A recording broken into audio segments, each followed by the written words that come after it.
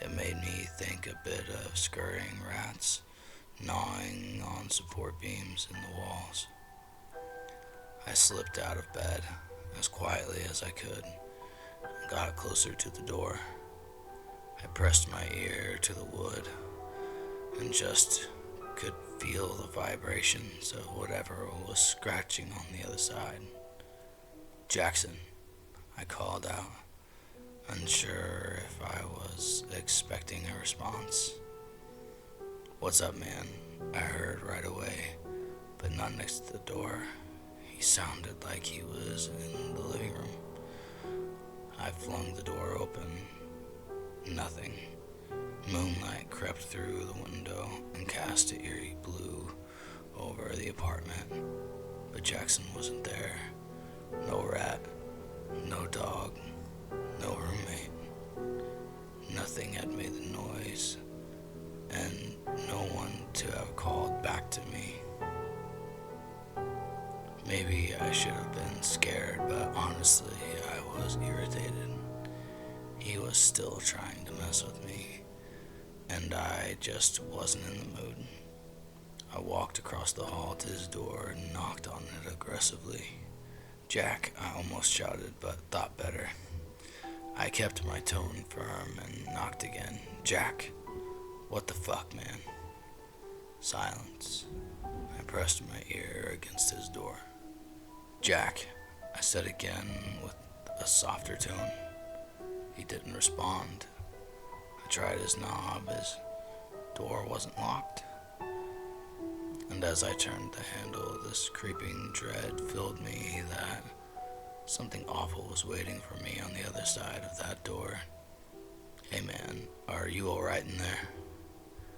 I slowly pushed the door open, and as the room slowly came into view, I saw Jackson sitting on his bed with his back to me. His posture was stiff like before, while he was watching the movie, hands on his knees, his body still as a statue. "Dude, what the hell is..." My words caught in my throat as the rest of the room came into view. I still can't fully believe what I saw standing there. A figure stood next to Jack, tall, I would guess almost 7 feet.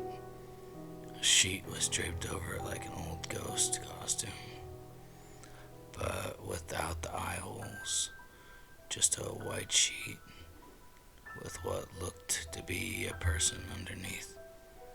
"I'm fine," Jackson spoke, but not alone. The thing underneath the sheet spoke with him in unison.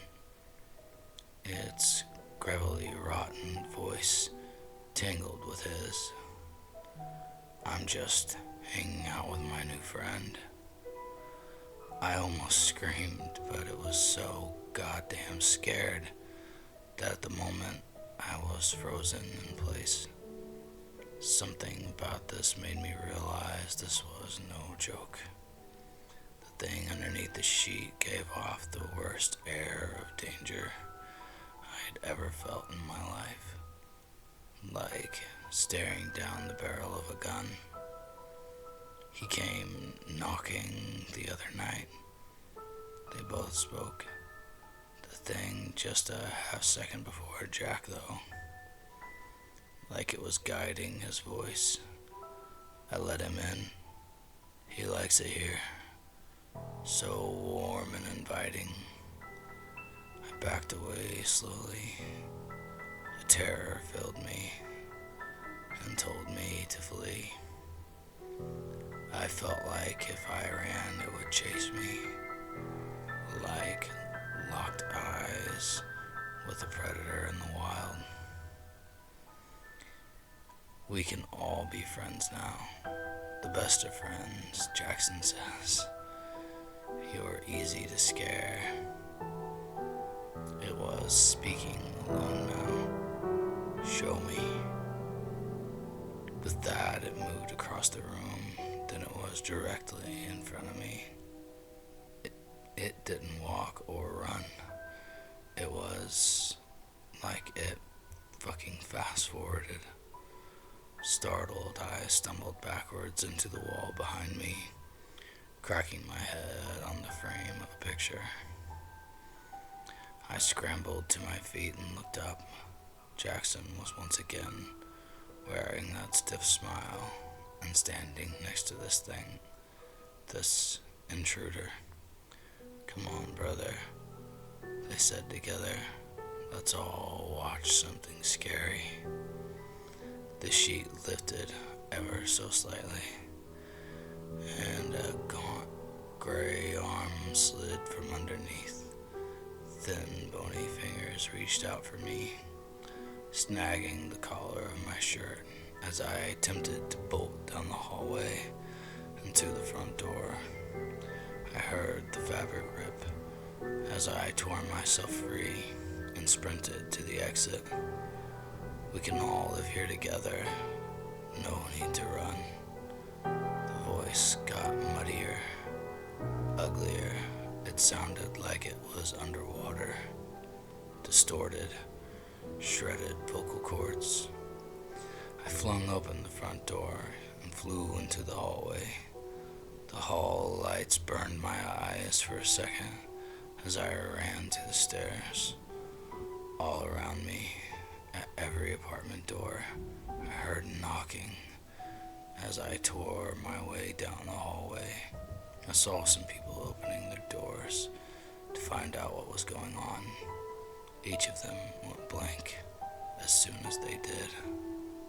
I watched some of them fling the door open, ready to scream at whoever was knocking so late, but their expression dropped and their eyes went as glassy as Jack's. I jumped down and skipped 3 or 4 steps at a time, my bare feet slapping against the cold vinyl floors at each of the building's hallways.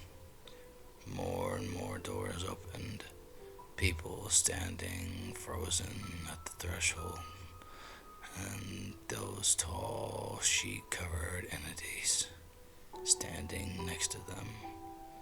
Some of them were guiding them back to their homes. Some just watched me as I moved quickly. I burst out through the front door and into the warm night air. I must have ran 3 or 4 blocks before the realization hit me that I was in my pajamas. No phone, no wallet, no keys, no shoes, and no idea what to do. I ended up finding an all-night diner that let me use their phone. I thought about calling the cops, but what do I say? Ghosts have taken over my apartment building, and the residents are hypnotized, possessed. Nothing I could say would sound sane. I would get treated like a fucking crackhead. I called my sister. I wasn't even sure what to say to her. I told her something was wrong with Jackson. He was acting crazy, and I was not comfortable staying in the apartment anymore. I've been here for 3 days now. I don't know what to do anymore. At the urging of my sister, I called the police to at least do a wellness check on Jackson. I was terrified to send anyone to that apartment building, but they told us they checked on him and everything seemed fine. He answered all their questions normally. Told them he had pulled a bad joke on me, and he was okay. This was not a joke, and I feel like I'm going crazy. My sister Ashley and her husband are urging me to just go home and talk it out with him, or at least get my things. I don't know what to do though. I feel like I'm losing my mind.